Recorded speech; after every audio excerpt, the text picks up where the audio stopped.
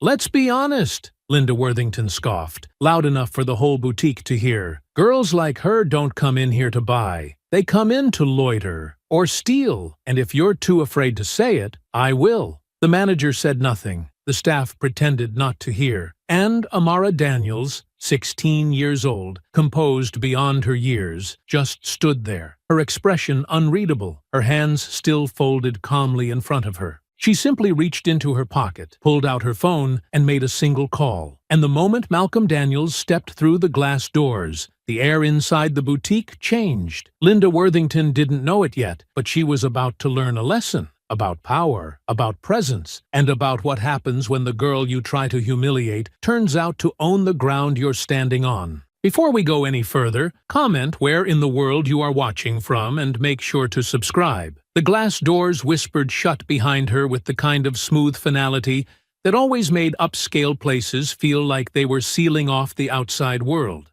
Like once you crossed in, you were expected to act, walk, speak a certain way. The boutique was quiet, the air heavy with some faint floral perfume laced through the vents, and every inch of the room, from the velvet-trimmed racks to the gold-rimmed mirrors, radiated exclusivity in the way only places designed to intimidate could. Amara Daniels, 16, walked in like she'd been here 100 times before, even though she hadn't. She moved with that unteachable ease that made people stop and look.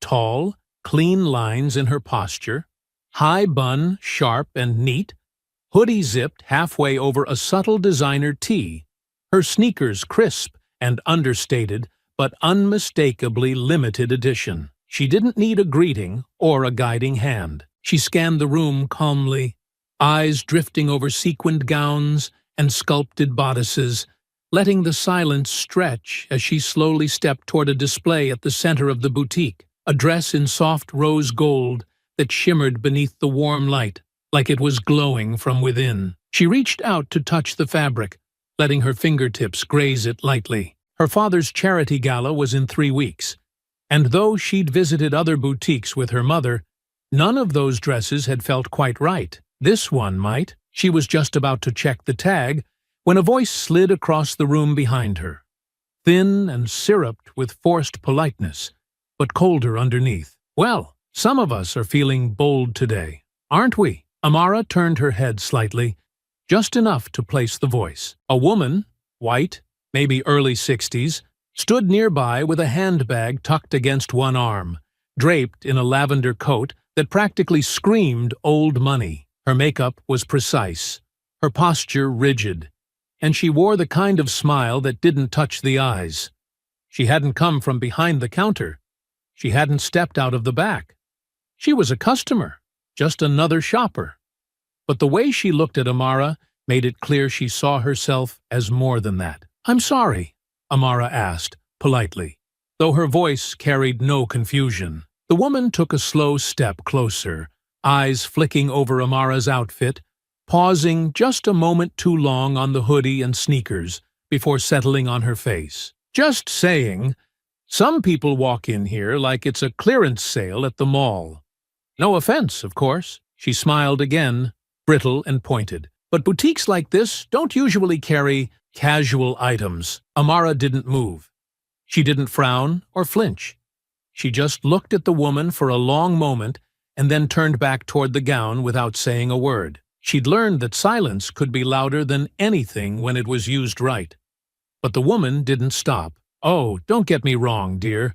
I'm all for ambition, dreaming big. But maybe be mindful of how you handle the merchandise. Some of these dresses cost more than your rent, I'd imagine." From behind the counter, the boutique manager, a white woman in her 30s named Carly, looked up from her tablet. Her eyes flicked between them, lips parting like she might say something, but she didn't. She stayed behind the counter, her fingers drumming lightly against the glass. Amara exhaled softly, turned around fully, and faced the woman with a calm so smooth it almost looked rehearsed. "I'm here to shop," she said. "Not to explain myself." "Oh, I'm sure," the woman replied with a small chuckle, the kind people used to pretend they weren't saying what they were saying. "It's just, last week, Something went missing during a sale, and, well, it's easy to assume. Amara blinked. Assume what? That not everyone's here with good intentions, the woman said, voice tilting upward as though her words were innocent. And if something turns up missing again, well, we'd all be questioned, wouldn't we? It's happened before. Carly cleared her throat, barely audible. One of the other staff members, taller, younger, trying to fold a dress on the far side of the store, glanced over with wide eyes but didn't move. Amara stared at the woman, then at Carly, then back again. You think I came in here to steal? I didn't say that, the woman answered quickly, that syrupy tone slipping just a little, giving way to something sharper. I'm just saying it'd be better for everyone if you showed your bag now, just so there's no confusion. Best to clear things up early before it becomes a situation. The air in the boutique grew heavier. Amara didn't raise her voice. She didn't ask for help. She reached calmly into her hoodie pocket, pulled out her phone, unlocked it with her thumb, and scrolled to the top contact. Her finger hovered for only a moment before she tapped the screen. When the call connected, she raised the phone to her ear and spoke, her voice smooth and steady. Hey, she said, you need to come down here. It's one of those situations again. She lowered the phone and met the woman's eyes, her expression unreadable. And just like that, the boutique froze. The call ended, but Amara didn't move. She slid the phone back into her pocket with the same quiet grace she'd carried since stepping into the boutique, then turned her full attention to the woman standing inches away, her expression no longer cold, but glacial, the kind of stare that didn't flinch, didn't falter, and didn't ask permission to exist. You need to step back, Amara said, her voice low and exact. Now. For a heartbeat, the woman, still clinging to her smugness like a shawl, held her ground. But something in Amara's tone, in the way she didn't look away, didn't raise her voice or retreat, struck a nerve that words couldn't protect. The woman narrowed her eyes, her face tightening around the corners of her mouth as she slowly stepped back, but not far, just enough to obey, without conceding. I was only trying to help, she muttered, but the words sounded weak now, unsure of themselves, more defense than conviction. Amara said nothing in return.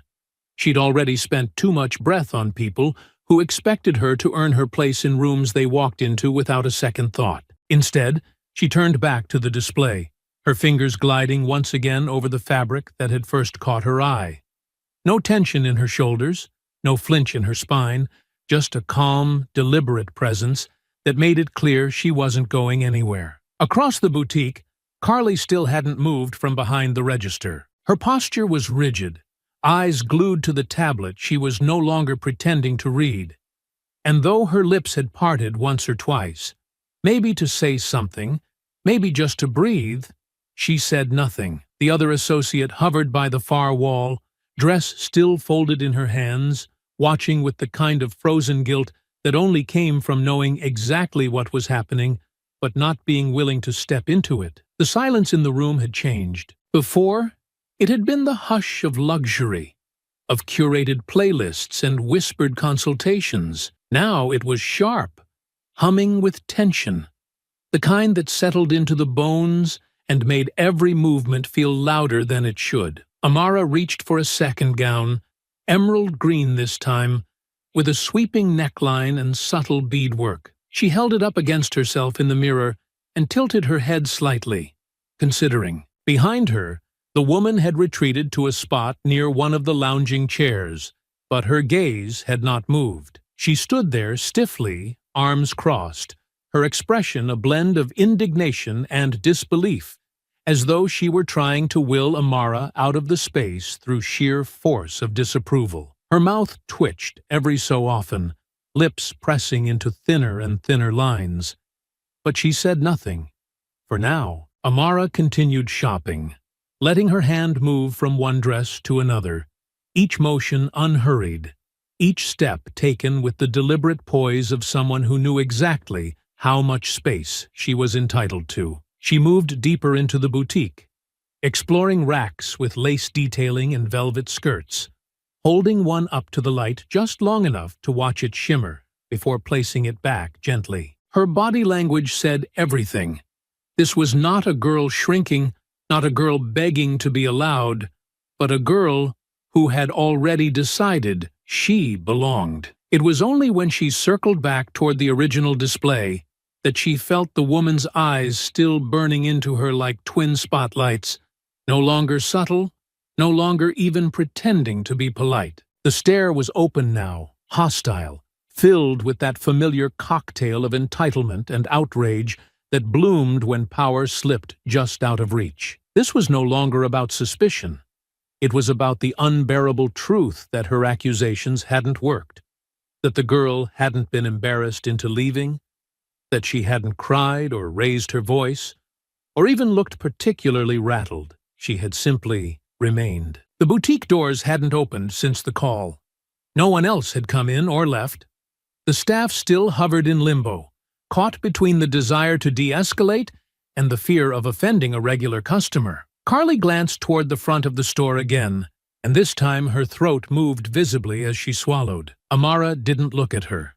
She didn't need to. Instead, she stepped toward the register and placed the emerald dress carefully on the counter, her voice calm as she spoke. "I'd like to try this on, please." Carly blinked as though waking from a trance, eyes flicking to the dress, then to Amara, then to the woman standing silently across the room. For a long second, she said nothing. Then she nodded stiffly and gestured toward the fitting rooms without speaking. Amara picked up the dress again and walked past the woman without so much as a glance, her steps measured, posture tall, the fabric swaying lightly at her side like a banner. And the woman, still standing there, still clinging to her outrage like a badge, watched her go, silent now, her fury eating away at her in bitter, helpless silence. The fitting room door clicked shut behind her with a satisfying softness, sealing her away from the tense stillness outside, if only for a few minutes. Inside, the lighting was gentle, the walls lined with soft ivory fabric and gold-framed mirrors that curved slightly at the edges to create the illusion of endless space. Amara stood in front of the largest one, holding the emerald dress by its hanger, the fabric folding delicately over her forearm like ivy. She took a moment, breathing slowly, as her fingers worked the zipper at the back, peeling off her hoodie and jeans with the quiet efficiency of someone trained to be composed, even when fury pulsed just beneath the surface. She'd long since mastered the art of hiding heat behind elegance, of pushing down the sting until it cooled into something colder, something that could not be dismissed. The dress slid over her frame like it had been waiting for her. It hugged her lightly at the waist and draped down in clean, flawless lines that shimmered faintly with each breath. The green was deep but rich, catching the light in quiet flashes that made her skin glow with a warmth that brought out the golden undertones in her complexion. She turned once, slowly, watching the hem brush just above her ankles, the neckline dipping gently without giving too much, graceful and strong all at once. For a brief moment, she forgot the cold stares, the accusations, the biting words passed off as concern. In the mirror, she saw herself not as they wanted to reduce her to, but as she truly was, radiant, composed, present. She stepped out of the fitting room, back straight, holding the front of the dress lightly with one hand, as she walked toward the mirror near the center of the boutique. The floor was quiet again, the tension still there, lingering in corners, but no one spoke as she walked. The woman in the lavender coat hadn't moved far. She stood off to the side, watching like a hawk forced to wait. Amara stood before the larger mirror, turning just slightly, letting the light fall across the gown. Her face was unreadable, but the soft nod she gave herself was enough. This was the one. "I'll take it," she said quietly, not looking at anyone in particular. Carly stepped out from behind the counter, a little too quick, a little too eager now that the storm she feared hadn't passed, only thickened. She nodded stiffly, the corners of her mouth trying for a smile, but never making it past the weight of her own discomfort. But before Amara could step forward, movement flashed from the side. "I'll take that one." The words rang out with sharpness, cutting across the boutique with a forced lightness that couldn't hide its edge. Linda Worthington, still standing by the chairs, still pretending she was just another patron, stepped forward with a practiced air, her voice rising an octave, sugary with artificial charm. "I've had my eye on that dress since I walked in. It's a bit too mature for a teenager anyway." Amara turned toward her slowly, the expression on her face not of disbelief, but of expectation. She had known this woman couldn't stand the idea of her winning, of her walking out with dignity and something beautiful draped across her shoulders. Carly hesitated. "I'm sorry, but she—" Amara began, but stopped as Carly turned toward the older woman with an awkward laugh, like they were old acquaintances, bonded by some unspoken familiarity. "Well, technically, it hasn't been purchased yet," Carly said, glancing at Amara, her voice laced with tension. "And Mrs. Worthington is a long-time client. I'm sure we can have another one ordered for you, if it's still in stock." Amara stared at her, a beat too long. "You saw me walk out of the fitting room," she said, the words deliberate and measured. "You saw me pick it out, try it on, and say I wanted to buy it." Carly shifted slightly, visibly uncomfortable. "I know, and I understand, but she did express interest just now. And we don't usually—" "She didn't want it until I wore it," Amara said, her voice rising only enough to press the point without ever breaking composure. "This isn't about the dress, and you know it." Linda smiled then, not warmly, but with the quiet satisfaction of someone reclaiming stolen ground. She took another step forward, her fingers extending as if to brush the gown, as if she might just pluck it from Amara's body if she was bold enough. "I'll be taking it," she said simply, and Carly didn't move to stop her. Amara stepped back once, holding the fabric at her side, and looked directly at Carly. "You're really going to let her take this off me?" Carly's mouth opened, but no words came. Amara didn't wait. She turned her head slowly, calmly, toward the front of the store, and as if the air itself shifted with her, the boutique's front door opened with a muted ding. Malcolm Daniels entered the boutique with the kind of presence that made everything else still. He didn't speak right away. He didn't have to. His eyes swept the room in one glance, catching his daughter standing in a gown, facing two white women, one smug, the other silent. The boutique door eased shut behind him, but the air inside didn't move. It just tightened, thickening around the silence that followed the soft chime of the entrance bell. Malcolm Daniels stood just past the threshold, not rushing, not looking around with wild urgency. He simply stepped forward with that same slow, deliberate presence that always made people stand up straighter without realizing they had. His coat still buttoned, his shoulders broad beneath it, his eyes calm but unblinking. Carly's head lifted immediately, her lips parting with a practiced smile that faltered halfway when she registered the way he scanned the room. She didn't recognize him, but something about the way he moved made her still her hands. Only Amara remained unmoved. She turned slightly, her chin lifting, not as a cry for help, not to introduce him, but as a signal that he was exactly who he needed to be in that moment. Nothing more, nothing less. Linda, however, took a single glance at him and laughed. Short, dismissive, forced through her nose like she was swatting away a fly. "Oh, good," she said. "You brought backup. Charming.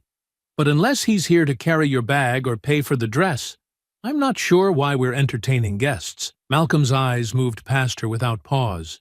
He stepped toward his daughter. "You all right?" Amara nodded, her voice clear. "I'm fine. But you should probably hear what happened before she spins it her way." "I don't need to spin anything," Linda cut in, voice rising just enough to reclaim space. "Your daughter came in here pretending to shop, wouldn't let anyone help her.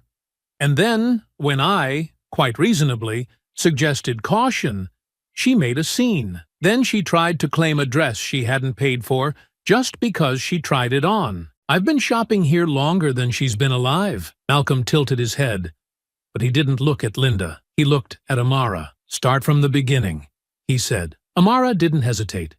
She didn't rush, either. Her tone didn't waver. I walked in. I looked at the dresses. No one welcomed me, but I didn't care. I wasn't here for small talk. She, Amara gestured toward Linda, started following me, hovering, making comments about prices and how people should be careful with the merchandise. I ignored it. Linda scoffed, but Amara continued without glancing at her. Then she accused me, without evidence, of stealing, told the manager to check my bag. Carly didn't do it, but she told me I should probably leave to avoid confusion. I told her I wasn't going anywhere, and called you. Malcolm nodded once, still quiet. I saw this dress, tried it on, came out, and said I wanted to buy it. Amara went on, her voice sharpening now, but not rising. Then Linda over there tried to snatch it, claimed she wanted it first and told Carly to give it to her instead. She didn't even ask for it until Amara had it on. The younger sales associate murmured from across the boutique, almost too soft to hear, but no one acknowledged it. Linda stepped forward with a brittle smile. Is this really the direction we're going? Having Daddy come in and fight your little battles? I was giving her a lesson in manners.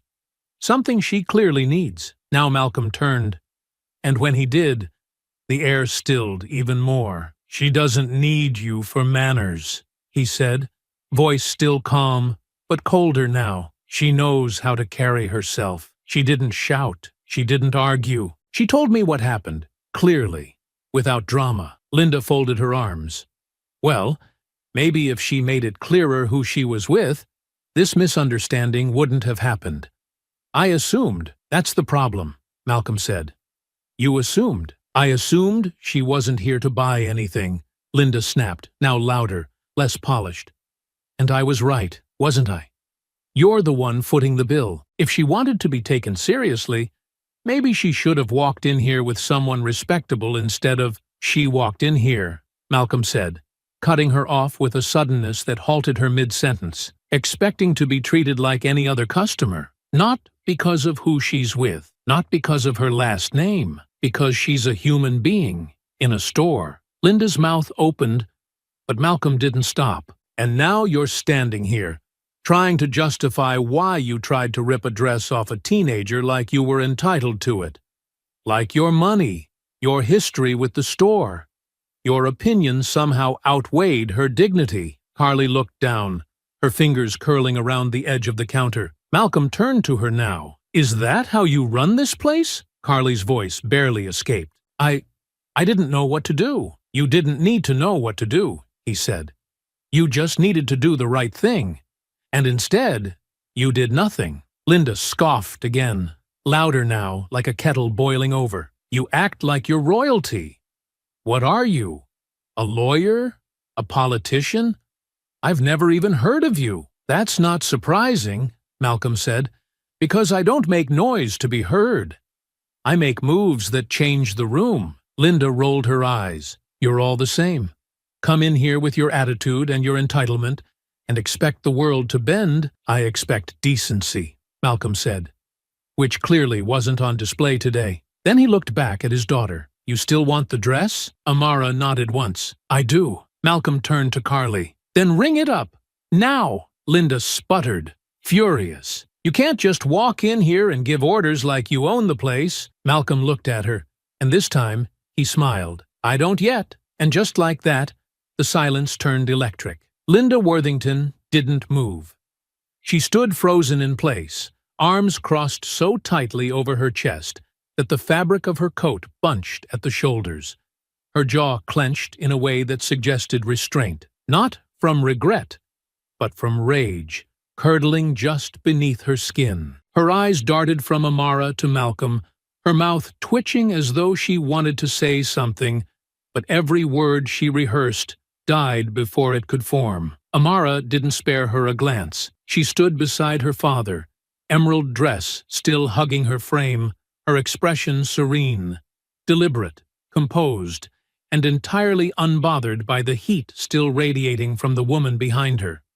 She didn't need to gloat. The truth had already spoken for her, and she wore it now like armor, shining beneath the boutique's warm light. Carly stood stiffly behind the counter, pale and visibly shaken, her hands hovering just above the register keys, as if the simple task of ringing up a sale had become a negotiation with gravity itself. Her gaze flicked to Linda, then quickly away, landing on Malcolm with cautious expectation. "The dress is—" she began, but the words came out dry, barely above a whisper. She cleared her throat and tried again. "The dress is $2,200. Malcolm pulled a black leather card holder from his coat and laid it on the counter with practiced ease. He didn't ask for a discount.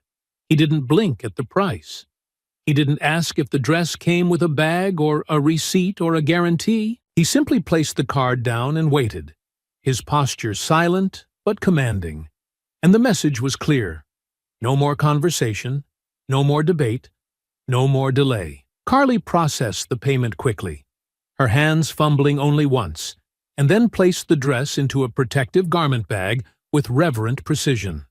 She avoided everyone's eyes, especially Amara's, and slid the receipt across the counter like a quiet apology wrapped in thermal paper. "Thank you," she said, but it barely made it past her lips. Malcolm took the garment bag and handed it to his daughter without looking away from Linda, who still hadn't moved from her spot.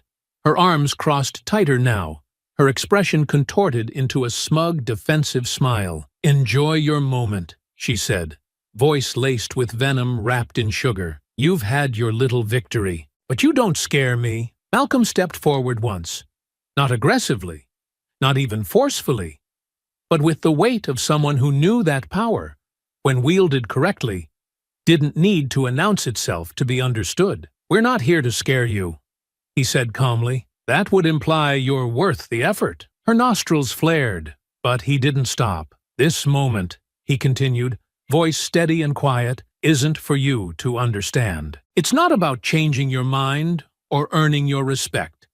People like you believe they're untouchable, that the world belongs to them, and everyone else needs permission just to breathe beside them. And you're wrong, but you're too far gone to see it." Linda's smile widened, but it had lost its edges. It sat on her face like something desperate trying to pretend it still had control. "You've had your little performance," she said, each word laced with mockery. "You can go now. I'm sure the story will play wonderfully online if that's what this was all about. But me, I'll still be here next week. Still shopping. Still welcome. Nothing changes." Amara tilted her head, her voice soft but cutting. "You really think that?" Linda's smirk didn't falter. "I know it." Malcolm leaned forward just slightly, his tone still conversational. "This isn't the last time you'll see us." She narrowed her eyes. "Is that a threat?" "No," he said. "That's a promise." Linda turned away then, dismissively, with the kind of exaggerated exhale meant to show disinterest. But the tension in her shoulders betrayed her. She didn't like not knowing. She didn't like feeling that the room had shifted, and she hadn't been told how.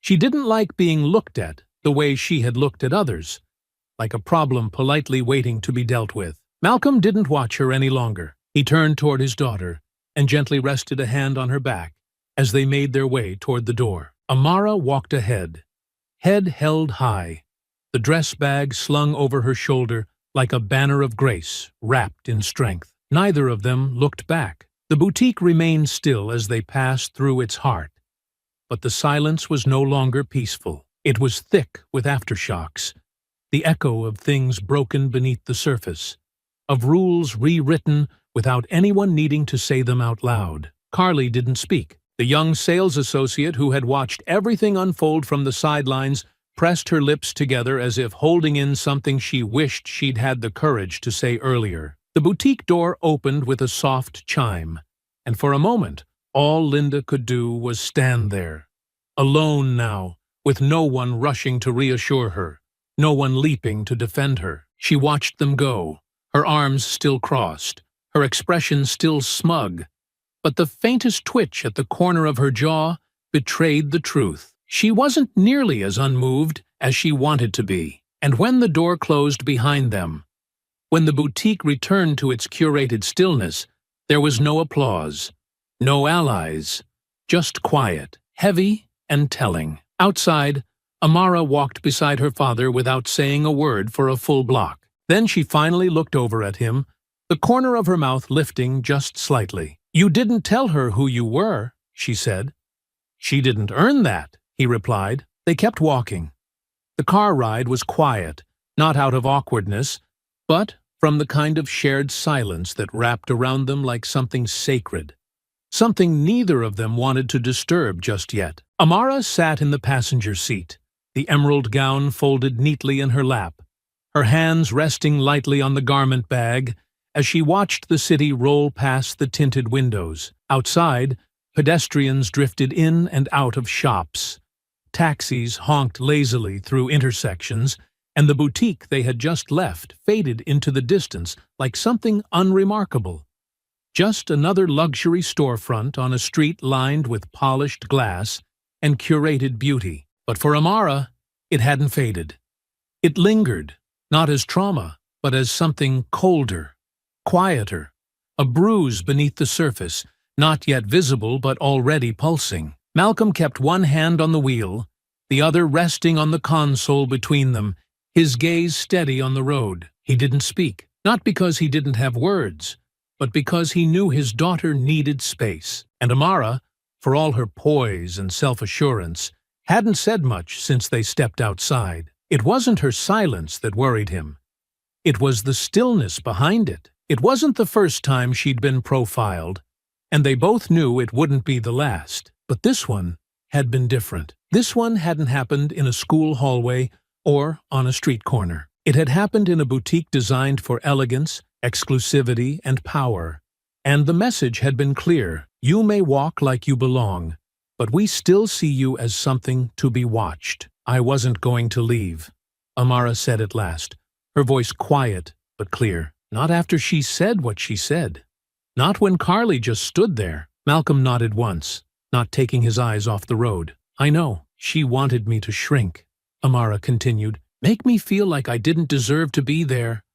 Like I was borrowing someone else's world. And you didn't let her," he said, his voice calm but firm. "You stayed. You looked her in the eye. You made her confront the truth." She didn't respond right away. Her gaze lingered on the skyline ahead, where the buildings stretched high and proud, glass and steel glittering beneath the afternoon sun. Eventually, she exhaled slowly and leaned her head against the window. "I'm just tired of it always being a test," she said. "Like I have to prove, every time, that I'm allowed to exist in places they think I shouldn't." Malcolm glanced at her then, just for a moment, before turning his eyes back to the road. "You don't need to prove anything to anyone," he said. "Not anymore. Now it's time they prove something to you." She looked at him, her brow furrowing slightly. "What do you mean?" But he didn't answer. Not yet. They pulled into the underground garage of his office tower, the security gate rising with a soft hum before closing behind them. The car's engine shut off, and the silence returned.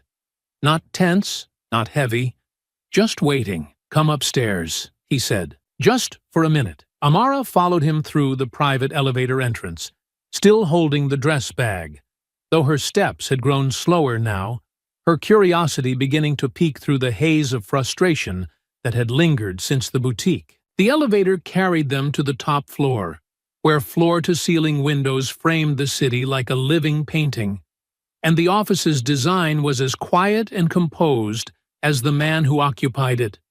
No clutter, no loud colors, only precision and intention in every corner. He walked to his desk, pressed a few keys on a wireless keyboard, and waited until the monitor lit up. Then he dialed a number from memory. Amara stood nearby, watching. "Yes, this is Daniels," he said into the phone, his tone shifting.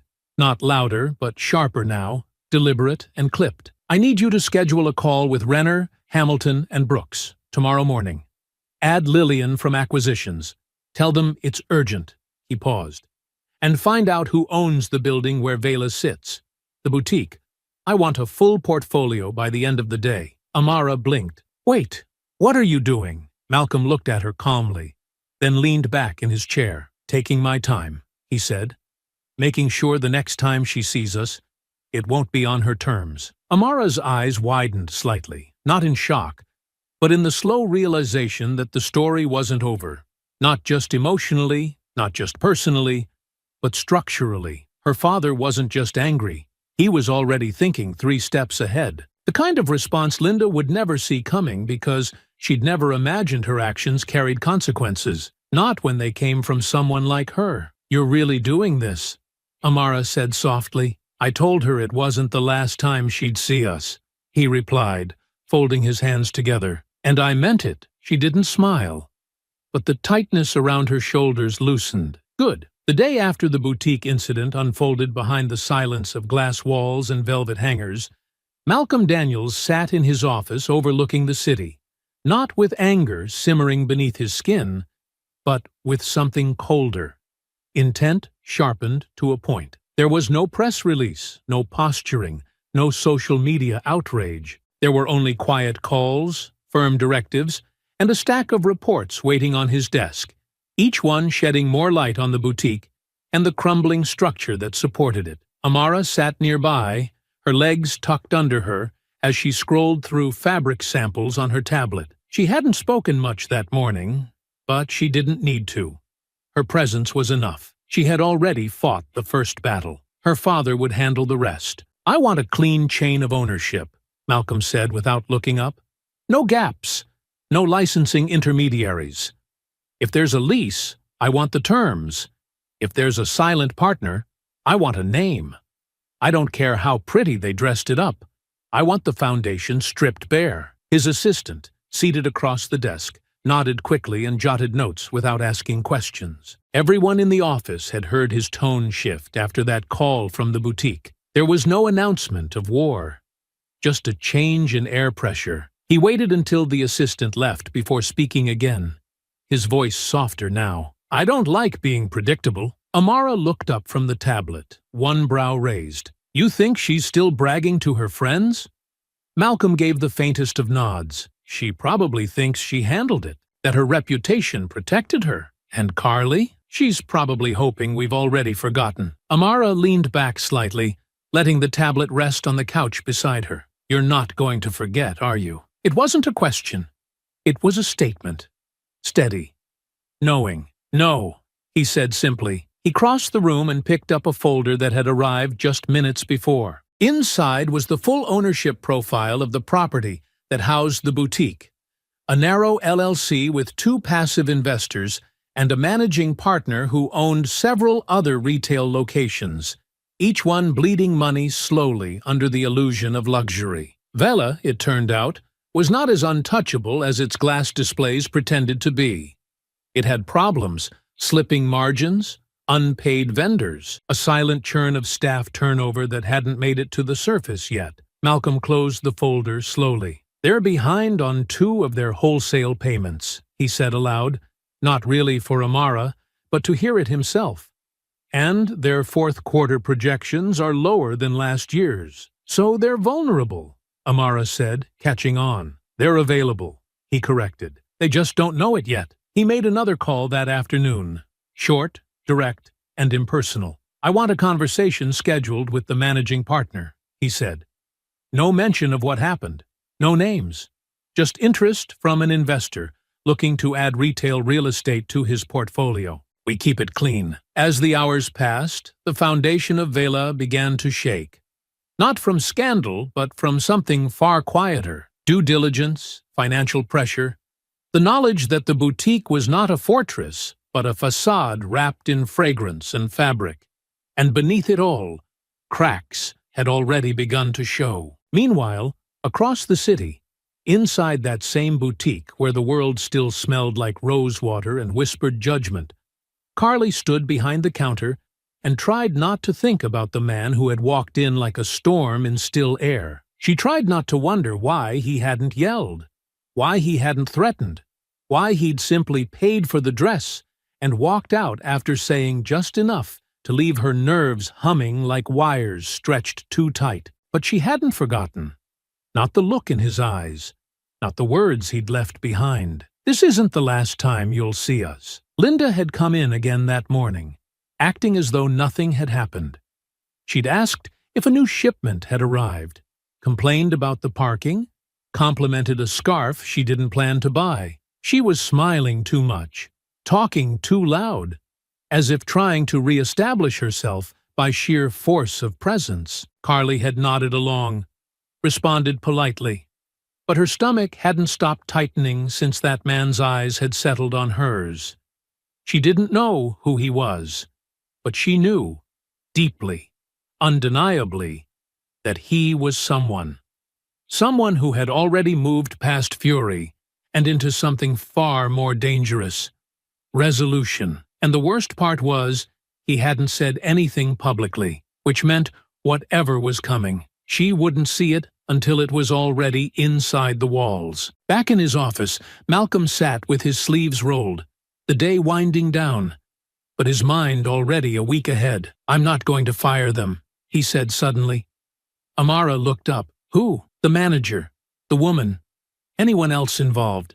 That would be too easy, too satisfying for them." She frowned, unsure. "So, what are you going to do?" "I'm going to change the locks," he said, "and then let them decide whether they still recognize the building when I'm done." Amara didn't speak. She only smiled faintly, letting the silence stretch between them as the city lights outside flickered on one by one. The deal closed on a Thursday morning, quiet and clean, in a private office overlooking the east end of the city. No one from the boutique was present. There were no champagne toasts, no ceremonial handshakes, no marketing rollouts or social announcements. Just a thin stack of paper, a silent wire transfer, and the final flourish of Malcolm Daniels's signature sliding across a dotted line that ended with him owning the space that once refused to see his daughter. He didn't rush. He never did. He read every clause, every footnote, every coded piece of language designed to favor the old owners. He removed them. The managing partner had hesitated only once, when the offer was placed in front of him, higher than expected, but paired with a firm expiration. "You're moving fast," the man had said. "I'm moving precisely," Malcolm replied. And that had been the end of it. By noon, he was walking the boutique floor, not as a customer, not as an outsider, but as the man who now owned the deed, the shelves, the registers, the air they breathed when they opened their mouths to speak. Still, he didn't wear it loudly. No announcements, no flashing name tags. He entered the space like he had the first time, quietly, dressed in slate gray, his steps steady, deliberate. No one recognized him immediately. They wouldn't. That was part of the design. Carly looked up from the register, saw him, and for a moment her eyes flickered. Not with full recognition, but with a shadow of memory that made her pause. He walked the floor slowly, glancing at displays, running a finger along the edge of a marble-topped table near the entrance. He stopped at the same rack Amara had approached the week before. The same rack Linda Worthington had circled like a predator, guarding territory she never owned. Carly cleared her throat. "Can I help you with something, sir?" He turned toward her, his expression unreadable, his eyes calm. "Actually," he said, "you can." She straightened slightly, tucking a strand of hair behind one ear. "Are you looking for something specific?" "I'm looking for the store manager," he said. "Carly, I believe." She froze, only for a second before nodding. "That's me." He nodded once, eyes steady. "You'll need to gather your team. I'd like a word. Office, please." She blinked. Sorry. Are you?" He didn't answer, not with words, only with a slight inclination of his head and a look that made the back of her neck stiffen. She turned without another question and disappeared behind the frosted glass partition, returning moments later with the other two employees trailing her. One still clutching a notepad, the other glancing between Malcolm and Carly like she sensed something unfolding but didn't yet understand the shape of it. They filed into the small back office, cramped and overly perfumed, with stacks of lookbooks and half-sorted paperwork along the walls. Malcolm entered last, closing the door gently behind him, sealing the room with a finality that felt like a shift in pressure. He remained standing. "I won't take much of your time," he began, his voice calm, deliberate, and low enough to force them to lean slightly forward to catch every word. As of this morning, Vela's property and operations fall under new ownership. Carly blinked. The other two looked at one another. "And you are?"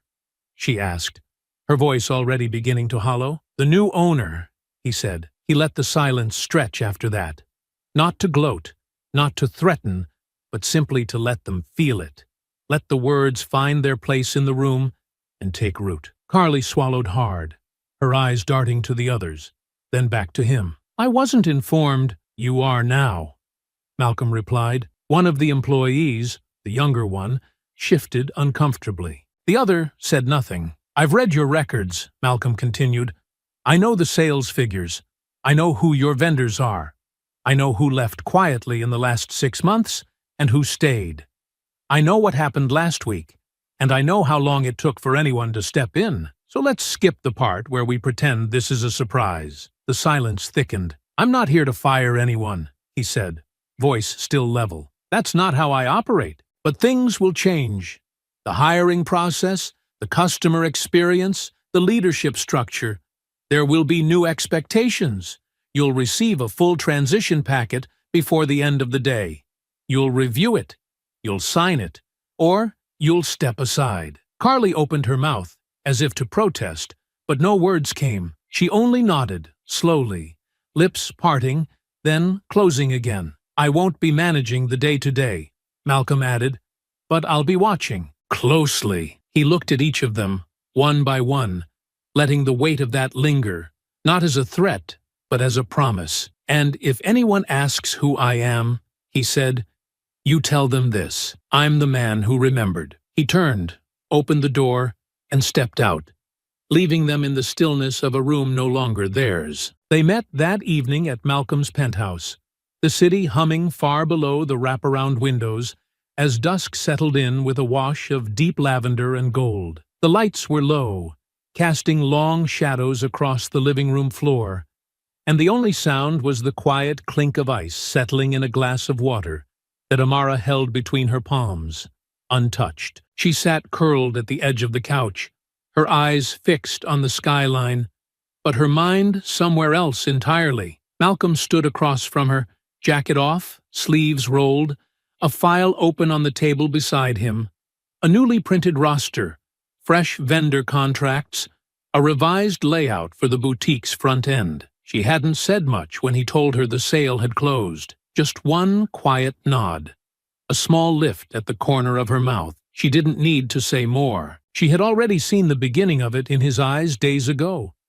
And now that he owned the place, the question had shifted from why to how far. "You've never been the type to gloat," she said finally, her voice even. "So, what happens next?" Malcolm looked up. "That depends on how you want to handle it." She turned to face him, brow raised. "Me? This started with you," he said.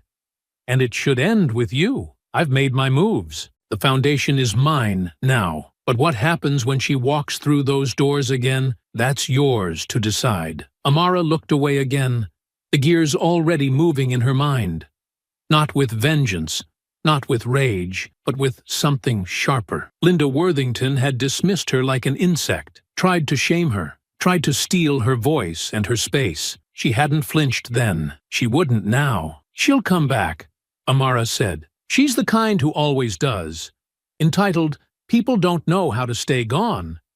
They assume their welcome is permanent." Malcolm nodded once. "And when she does?"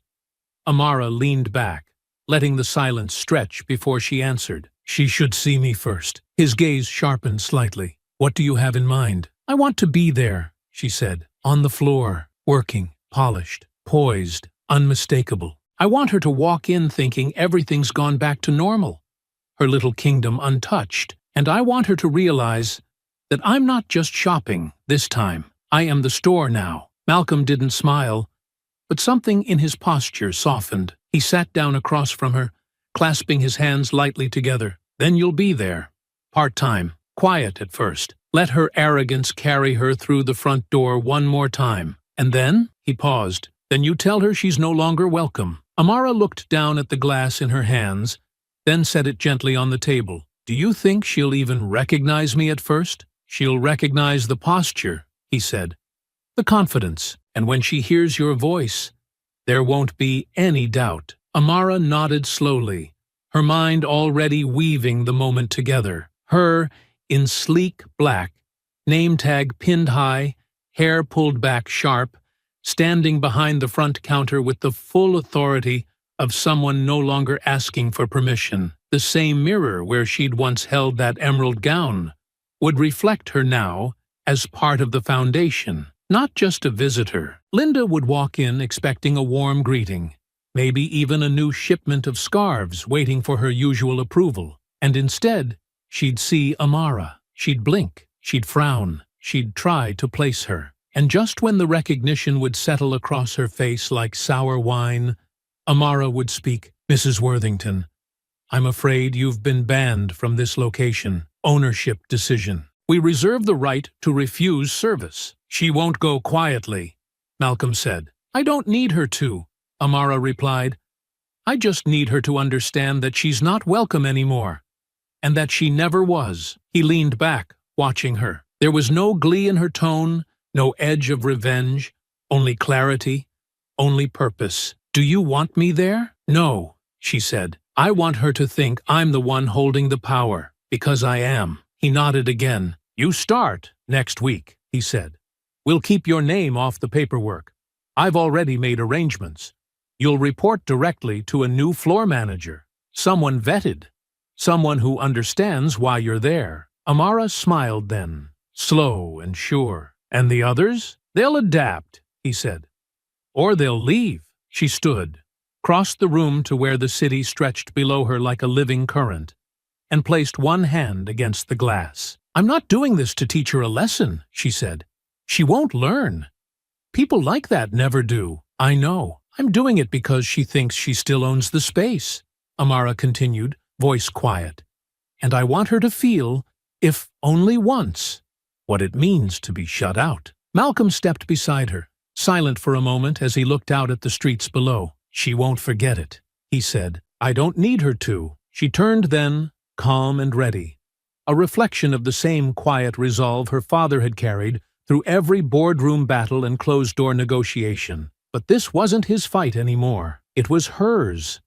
The boutique carried a different weight now, one not seen in the marble floors or velvet-lined racks, but in the silence that followed Amara everywhere she walked. Customers smiled politely, staff moved a little more carefully, and Carly, who once stood behind the counter with the quiet confidence of routine, now avoided the front altogether during Amara's hours. There was no announcement, no explanation, but everyone understood that something beneath the surface had shifted. Amara arrived early each morning, her uniform crisp, her posture effortless. She greeted each guest without strain, moved with ease through the space, and always knew when to step forward and when to watch. She was the constant now, the center of a room that once tried to push her out. And then, on a Thursday just past noon, Linda Worthington returned. The door chimed softly as it always did, but Amara felt it before she saw her. That particular rhythm of heels across polished tile, that sharp perfume with its cold floral bite, it was unmistakable. Linda swept in like she owned the oxygen, her winter white coat fluttering behind her, her scarf knotted with exaggerated care, her expression already preparing for pleasantries she never meant. She didn't glance around. She didn't hesitate. She walked straight toward the rear of the boutique, where a new selection of scarves hung in delicate silks and moody florals, and reached for one with a familiar, presumptive hand. That's when she saw her. Amara stood behind the counter, poised and composed, dressed in sharp black with her hair pulled into a clean, high knot. Her name tag glinted under the soft lights. Linda paused mid-reach, fingers frozen on a violet scarf, her eyes narrowing slightly as she turned her head. A beat passed. Then came the smile, tight-lipped, slow, smug, the kind of smile that said she recognized her and thought the moment belonged to her anyway. "Well," Linda said with false warmth, "isn't this something?" Amara didn't speak. She didn't need to. Her presence was the response. Linda stepped closer, her hands clasped before her like a gracious host preparing for a lecture. Working here now? I must admit, I'm a little surprised. Not quite what I imagined for someone so spirited. Still, Amara said nothing. Linda laughed softly, as though she'd made a clever joke. But I suppose it's character building. Learning the value of service, structure, respect. I hope you're taking notes this time around. Carly, folding scarves near the front, suddenly dropped one to the floor. She bent down quickly to retrieve it, but didn't look up again. Linda reached for the same scarf once more, lifted it, and held it to her neck. I assume you're not the one I need to speak to about purchasing. Amara spoke then, her voice measured, cool, and unmistakably clear. Actually, you do. Linda blinked, slowly. I'm sorry? Amara's gaze didn't waver. You'll have to speak with me. I'm the one in charge of floor operations. Linda let out a dry laugh, sharp and ugly. Please, let's not pretend you've been promoted to more than display duties. I'm sure there's a manager on site who understands how these things work. I understand exactly how these things work, Amara said calmly, her voice even. And I'm telling you now, you're not welcome here. Linda's smile faltered. Amara continued, quiet but firm. You've been banned from this location, per directive, from ownership. The words hung in the air, cold and precise. Linda stared at her for a long moment, blinking once, then twice. And when she finally spoke, the heat beneath her tone betrayed the calm smile she tried to wear. You can't be serious. I am. You're banning me? Yes. Linda's laugh came out louder now, her voice tinged with something between disbelief and outrage. This is ridiculous. Is this personal? Because if so, I'll be taking this up with the owner directly. I don't know what little story you've spun for yourself, but you don't have that kind of authority. Amara didn't blink. I have exactly that kind of authority. Linda stepped forward, too close now, her tone low but pointed. Let me be clear. I've been shopping here since you were still in diapers. I know this place. I know everyone here. You're a temporary fixture, a statement, a stunt. You'll disappear just as quickly as you arrived. Amara didn't move. And yet, I'm the one standing here, asking you to leave. Is this some kind of punishment? Linda snapped. For putting you in your place last time? Because if you think I'm going to stand here and be ordered around by a child, you're not being ordered, Amara said, her voice still calm, still slow. You're being informed. Linda's eyes narrowed. Then inform me where your manager is. I'm right here. I want to speak to the owner. Amara paused, her head tilting slightly. He doesn't take walk-ins. The words landed like glass against stone, delicate and shattering all at once. Linda stared at her, suddenly unsure of her footing, the edges of her arrogance cracking as something inside her began to recognize that the rules had changed, and no one had bothered to warn her. But she didn't back down. Not yet. Instead, she straightened her coat, adjusted her scarf, and smiled again. Forced now, tight and trembling around the edges. Well, she said, we'll just see about that, won't we? And Amara, steady as ever, simply nodded. Yes, she said, we will. For a brief moment, the boutique went still. So still that even the gentle instrumental music playing overhead felt out of place, like it didn't belong in the room anymore. Linda stood facing Amara, lips parted just slightly, as though a retort were still forming behind her teeth. Though none came, she blinked slowly, once, then again, eyes sweeping the store like she was looking for an exit, a witness, someone who would step in and say, this had all been a mistake. Her gaze landed on Carly. The manager stood at the far end of the room near a folding station, her posture rigid, her expression unreadable.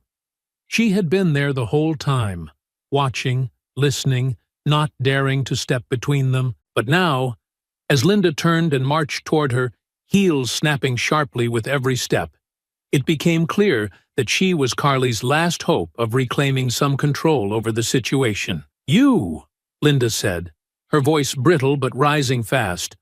I want to speak with you.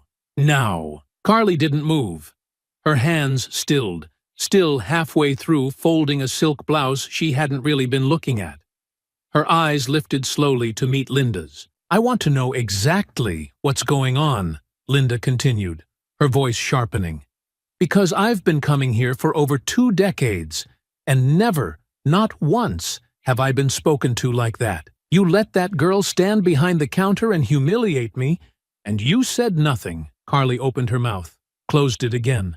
She looked behind Linda, toward Amara, then back. "I asked you a question," Linda snapped. "Has this store completely lost its mind?" Carly took a slow breath, then set the blouse down with careful precision, her fingers brushing a crease flat that didn't need smoothing. "We have new ownership," she said at last. Linda stared at her. "What does that have to do with anything?" Carly didn't answer immediately. She glanced once more toward Amara, who had returned behind the counter and now stood there, tall, poised, hands folded neatly in front of her.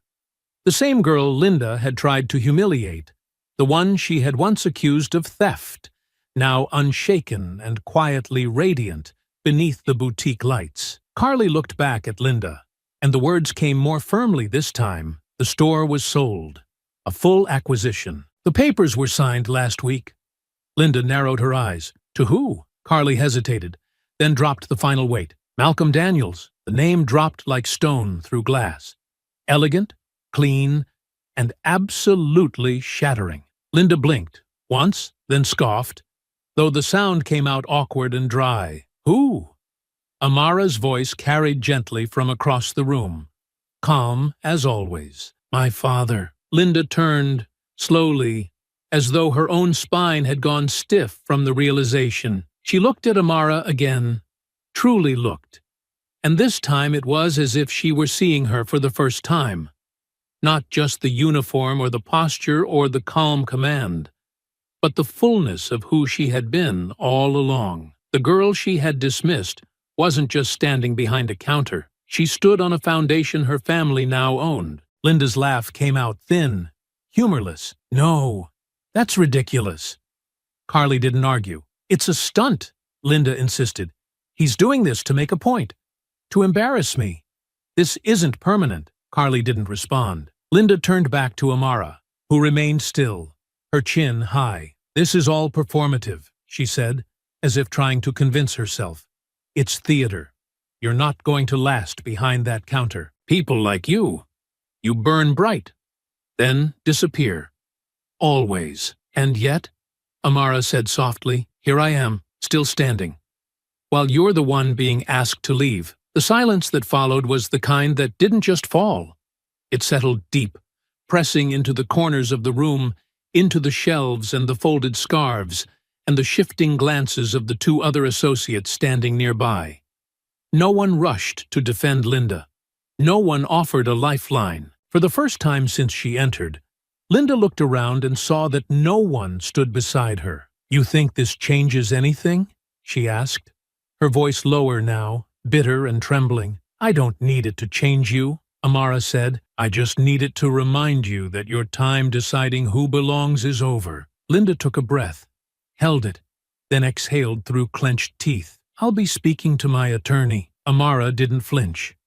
"Please do. But I'd advise you to check the property records first." It wasn't a threat. It was a courtesy. Linda stared at her for a moment longer, her face blank but her hands tight around the strap of her handbag. And then, finally, she turned. Not with grace, not with dignity, just sharp, uneven steps across the tile. Her heels no longer a declaration of power, but an echo, fading behind her. She didn't say goodbye, didn't slam the door. She simply walked out, and the boutique didn't feel empty without her. It felt cleaner. The door closed behind Linda with a soft click, a sound so quiet it almost didn't seem worthy of what it represented. But the silence that followed was not empty. It was thick with what had just unfolded, with the tension that had finally snapped, with the final collapse of a power structure no one had dared name until it was already broken. For a long moment, no one moved. Carly stood by the register, her fingers gently gripping the edge of the counter, her knuckles pale against the glass. Her eyes were distant, not fixed on anything in particular, but clearly seeing everything that had just passed through the room. Her eyes were distant, not fixed on anything in particular, but clearly seeing everything that had just passed through the room. She had been silent again, but this time there was no ambiguity in her posture, no illusion of control left to cling to. Amara remained behind the counter, her shoulders square, her gaze steady on the boutique floor as the soft hum of overhead music resumed, as if it hadn't just played through a reckoning. After a few long breaths, Carly slowly made her way over, her steps light but deliberate, her eyes never quite meeting Amara's until she reached the other side of the counter and stopped. "You handled that," Carly said at last, her voice low, tentative. "I don't think I've ever seen anyone hold the floor like that." Amara didn't smile. She didn't soften. She simply looked at Carly, her expression unreadable but not cold, just still, like the surface of deep water. "I've had practice," she said quietly. Carly nodded, her hands now folded in front of her, thumbs rubbing against one another as she searched for words. "I didn't know what to say," she added. "I mean, when it happened the first time, I froze." Amara didn't rush her response. She let Carly sit in the discomfort, in the silence that felt far heavier than any words would have. "I noticed," she said. Carly exhaled. "I didn't mean to choose a side. She was loud and insistent.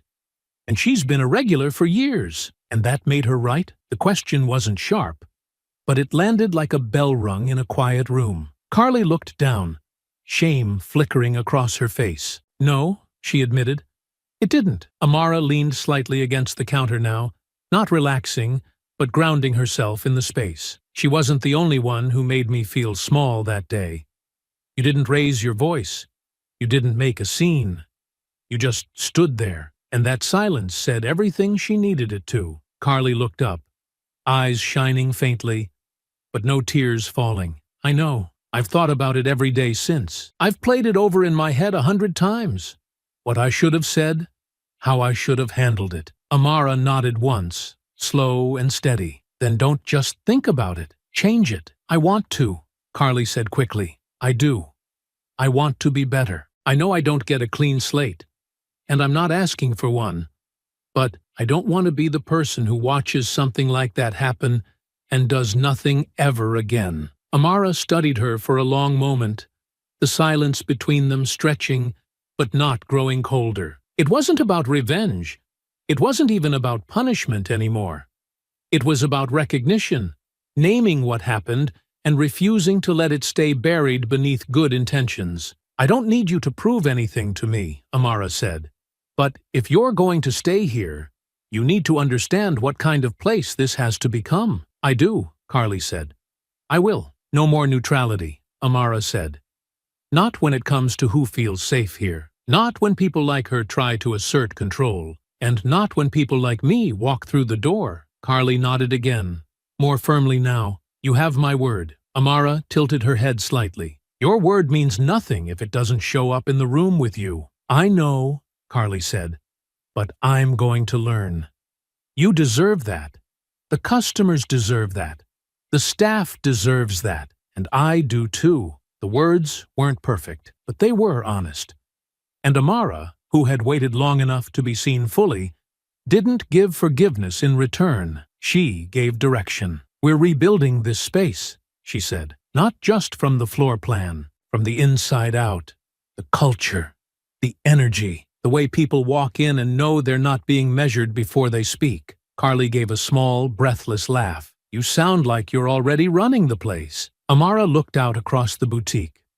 The displays glimmered softly. The air was calm again, but no longer fragile. It felt intentional now, claimed. "I'm not running it," she said, "but I know what it should be." Carly smiled, tentative, not looking for approval, just relief at being given a path forward. "I'm listening," she said. "Then that's where we start." They stood together in the quiet, the floor beneath them now belonging not to old systems or stale loyalties, but to something newly rooted, not perfect, but possible. The office was quieter than usual when Amara stepped inside. The sun had dipped lower now, the skyline glowing in dusky gold as it stretched across the glass wall behind her father's desk. The soft ticking of the old brass clock echoed faintly in the background, and for a few seconds the room felt more like a sanctuary than a war room. Malcolm stood by the far window, hands clasped behind his back, his frame cast in silhouette. He didn't look at her when she entered,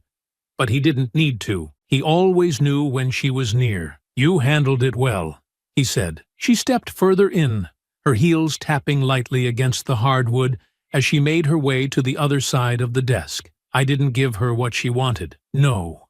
You gave her what she deserved." Amara's posture remained composed, though her arms crossed slowly in front of her, more out of thought than defense. She didn't sit. "She wasn't here for long. She said she's going to sue," she said, matter of fact, as if recounting the weather. "Said she'd speak to her attorney.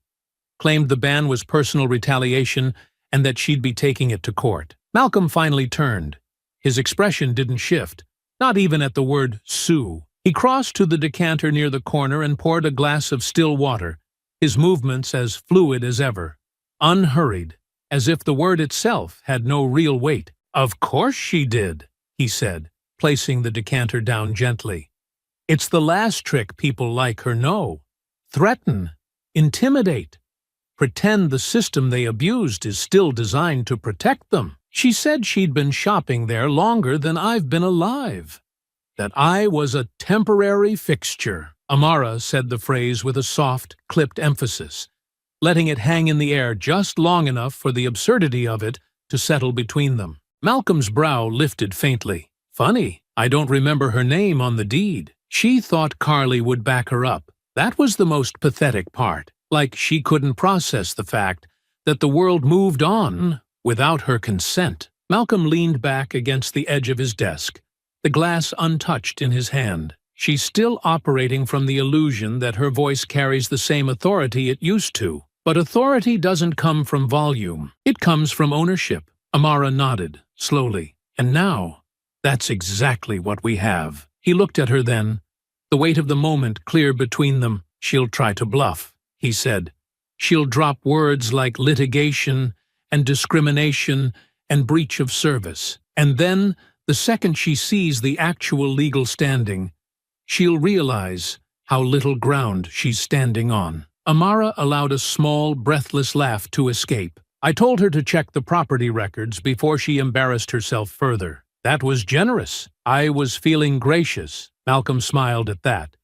Not a wide smile, not celebratory, but something quieter. A recognition of the poise that had carried her not just through the confrontation, but beyond it. Not once had she raised her voice. Not once had she needed to prove anything. She had stood where she belonged and made it known, without needing permission, apology, or revenge. "She won't take this well," Malcolm said. "Women like that never do. Their entire identity is built on being beyond consequence." "She looked shocked," Amara murmured, "like she'd been betrayed by the ground." "That's because she thought she was still standing on it." Amara crossed to the window now, gazing out at the buildings bathed in gold and shadow, her reflection caught beside her father's in the glass. "I don't think she understood what was happening until it was already over." "She understood," Malcolm said. "She just didn't believe it." Another silence settled, but this one wasn't heavy. It was full, steady. Their work was done, and the weight of justice had been placed exactly where it belonged. "I'm not interested in her lawsuit threats," Malcolm said finally. "She'll rattle her lawyers, toss out letters, posture in private emails. And when that fails, she'll try to use the court of public opinion. Let her. We don't answer to opinion. We answer to results." Amara nodded. "And results are permanent." He stepped beside her, both of them looking out over the city now. "You did more than prove a point," he said. "You rewrote the entire dynamic. You didn't just return to that space. You redefined it. And you didn't need a title to do it. You did it because you refused to be moved." Amara didn't look at him. Her voice was soft. "She said people like me burn bright and disappear." He turned toward her. "No, people like you become the fire itself." They stood there for a long moment, the city alive beneath them, the boutique far behind them, but forever changed. Not by violence, not by spectacle, but by clarity, and by the unflinching steadiness of a girl who had once been told she didn't belong, and had now taken the keys to the door they tried to lock her out of. 2 weeks passed. The boutique had never been louder with color, yet quieter in tone. Not a single rack had changed position, not a single wall had been repainted, but everything was different now. The silence inside no longer buzzed with discomfort. It hummed with calm certainty, like the kind that settles into a room after a storm has passed. Customers moved through the aisles with measured ease, brows lifting not because they felt unwelcome, but because they now noticed something they hadn't before. The staff didn't linger at the corners. They moved confidently, smiles real, eyes present. The nervous glances, the whispered hesitations, they were gone. Amara stood behind the counter that once represented the edge of her exclusion. Now it was hers. Not by title, but by presence. She didn't need to announce it. The floor belonged to her the moment she stepped into it. Rena stood beside her, scanning inventory for the next week's shipments, and gave a soft nod toward the front as 2 women entered. One was older, dressed in a simple wool coat, her hair natural and graying at the edges. The other looked no older than Amara herself, her eyes wide with quiet wonder as they took in the boutique's polished glow. Amara greeted them with a single glance and a small smile. "Welcome in," she said, her tone warm but composed. "Let me know if you'd like to try anything on." The older woman smiled. "We're just looking for something for her first formal," she said, gesturing to the girl beside her. "We weren't sure we'd find anything in our budget, but it's nice to walk into a place and not feel watched." Amara didn't need to ask what she meant. She understood, down to the bone. "You're in the right place," she said simply. The girl smiled back and walked toward the display racks, her mother following with careful, grateful steps. Rena watched them for a moment, then turned to Amara. "You changed this place," she said quietly. "Without a single renovation." Amara exhaled slowly. "I didn't need to change the walls. I just needed to remind them who they were meant to hold." Rena smiled, her tone light but reverent. "And now? Now it's doing what it always claimed to do. Just finally, honestly." A few hours later, after the boutique had emptied and the register drawer was closed, Amara stepped outside, coat tucked over her shoulders, the soft bite of evening wind brushing across her skin. The sky was low and moody, clouds stretching across the horizon like velvet, and the city lights flickered to life beneath it, slow and steady. Malcolm's car pulled up without a sound. He didn't get out. He never did. She slipped into the passenger seat and fastened her seatbelt, her movements unhurried. "She hasn't come back," he said without looking at her. "She won't." He nodded once, the faintest hint of satisfaction in the motion. "I got an email," he added, "a statement from her attorney. Thin, all posture, no case. They're walking it back." Amara leaned her head against the window, watching the storefront disappear behind them as the car pulled forward into traffic. She thought fear would make us fold. She thought entitlement was immunity. They rode in silence for a while. Not the kind that held distance, but the kind that let the weight of a chapter closing settle into the space between them. "I want to do something with the back office," Amara said at last. "Make it a space for interns. Kids from schools that don't get invited to places like that. Give them something tangible to step into." Malcolm looked over, his eyes proud, though he didn't say it. "It's yours. Build what you want." She nodded slowly, her voice softer now. "It feels like I finally moved the weight from my shoulders to my hands, like I'm holding something now, something real." "You are," he said. "And you didn't just carry the weight.